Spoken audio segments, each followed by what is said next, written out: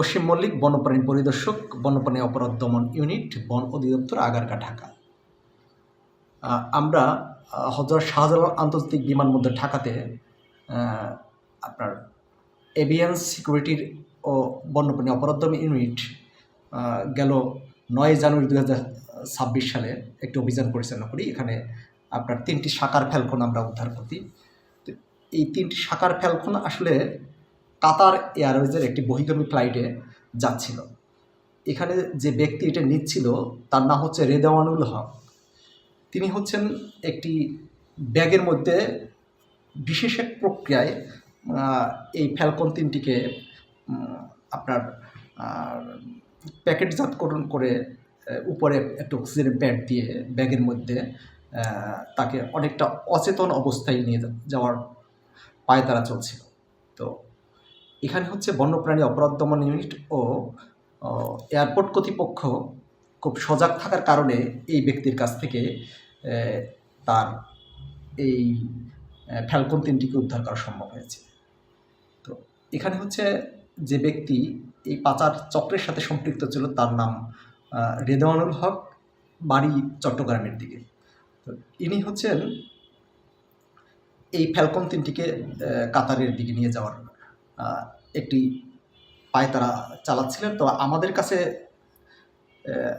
আরও হয়তোবা অনেক তথ্য আসতেছে যে এই ব্যক্তি হয়তোবা পাচার চক্রের সাথে সম্পৃক্ত থাকার সম্ভাবনা আছে, বা এর সাথে আরও অনেক বড় কোনো ক্রাইমের একটা চক্র থাকতে পারে।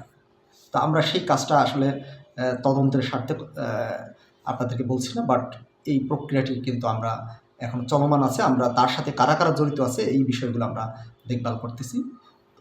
একই সাথে হচ্ছে বন্যপ্রাণী অপরাধ দমন ইউনিট কিন্তু আমাদের বিমানবন্দর ঢাকা থেকে প্রচুর পরিমাণে ইতিপূর্বে বন্যপ্রাণীর দেহাংশ বা লাইভ বন্যপ্রাণী উদ্ধার করেছে। এই এয়ারপোর্টটাকে কিন্তু বন্যপ্রাণীর যারা পাচার চক্র তারা কিন্তু ব্যবহার করে থাকে বিভিন্নভাবে। এই যে ফ্যালকন ৩টিকে যে প্রক্রিয়ায় নিল, এটা একটা আসলে নতুন প্রক্রিয়া।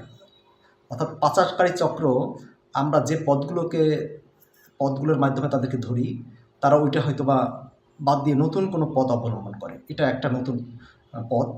আমরা এবার বুঝতে পারলাম যে এইভাবেই আসলে বন্যপ্রাণীকে পাচার করা সম্ভব হয়। তো এখানে বন্যপ্রাণী অপরাধ দমন ইউনিট, বিশেষ করে হযরত শাহজালাল আন্তর্জাতিক বিমানবন্দর বন্যপ্রাণী অপরাধ দমন ইউনিটের যদি একটি কক্ষ বরাদ্দ থাকতো বা অফিস থাকতো, তাহলে দেখা যায় যে এই যে অবৈধ যারা আপনার বন্যপ্রাণী পাচার চক্রের সাথে সম্পৃক্ত আছেন তাদেরকে মনিটরিং করা, তাদের প্রতি নজর রাখা খুব সহজ হতো। এখানে না থাকার কারণে বন বিভাগের বা বন্যপ্রাণী অপরাধ দমন ইউনিটের কিন্তু অনেকটা কঠিন সময়ের মধ্যে দিয়ে পার করতে হচ্ছে। এই যে চক্রটি কিন্তু এই সুযোগটাও নিচ্ছে, যেহেতু বন বিভাগের এখানে কোনো অফিস নাই। এই সুযোগের কারণে তারা বিভিন্নভাবে বিভিন্ন যাত্রীর লাগেজে বা নিজেদের কোনো লাগেজের মধ্যে বা কোনো অন্য একটা প্রোডাক্টের মধ্যে দিয়ে বন্যপ্রাণী পাচারের প্রক্রিয়া তারা কিন্তু বিভিন্ন সময়ে করে যাচ্ছে।